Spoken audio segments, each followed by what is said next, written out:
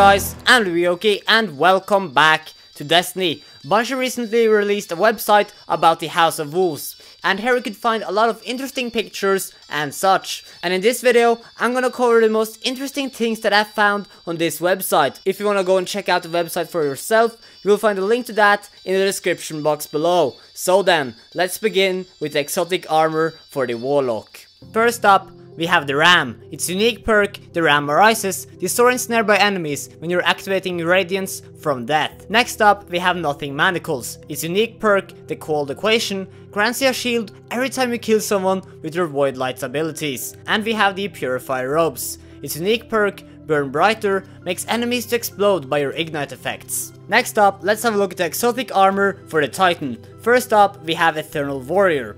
Its unique perk, Resolute, provides Unstoppable for Fist of Havoc. Next up, we have ACDO Feedback Fence. Its unique perk, Wrath Conductors, deals damage in the area around you if you're taking damage from a melee attack. And we have a pair of boots called Peregrine Graves. Its unique perk, Peregrine Strike, gives Shoulder Charge bonus damage when it's activated in the air. Moving over to the exotic armor for the hunters, we have ExoTac Angel Hunter. Its unique perk, Angel Hunter, significantly increases your weapon's accuracy for a short time after jumping. Next up, we have Ikaheka's Hooks. Its unique perk, Touch of Venom, deals additional damage over time if you hit an enemy while invisible. And we have a pair of boots called Unremarkable Bones. Its unique perk, Not Bound by Law, upgrades double jump with an additional jump. Next up, let's have a look at some of the weapons and armor that we can pick up from the Prison of Elders. First up, we have this pistol, which looks a lot like the shock pistol that the fallen dregs are wielding. And there is a background image on the website where you can see a Warlock holding this weapon, but he is also carrying a scout rifle on his back. Does this mean that the shock pistol is a special weapon? I am not sure, but I can't wait to get my hands on it. Next up, we have Lord of Wolves. We already know about this shotgun, and it does look a lot like the shrapnel launcher that most of the fallen captains are carrying with them. Next up, we have this, which looks like the water rifles that some of the fallen vandals is wielding.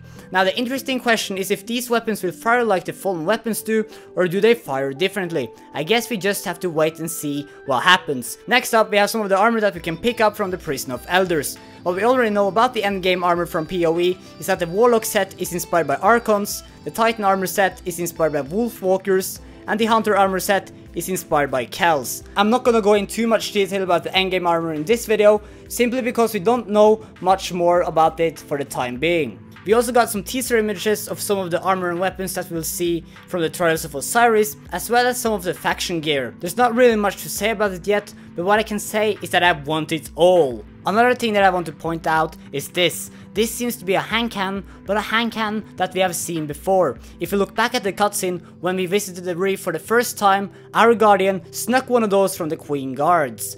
And they do look shockingly similar, so I can't wait to get myself one of those. And that, my friends, is a quick look of what we can expect from armor and weapons in the House of Wolves. So guys, thank you very much for watching. Now I want to know what you want the most from all the stuff I just showed you. Let me know in the comment section below. And until next time, leave a like, leave a comment, hit subscribe, and I will see you all in a little big time. So stay awesome, guys.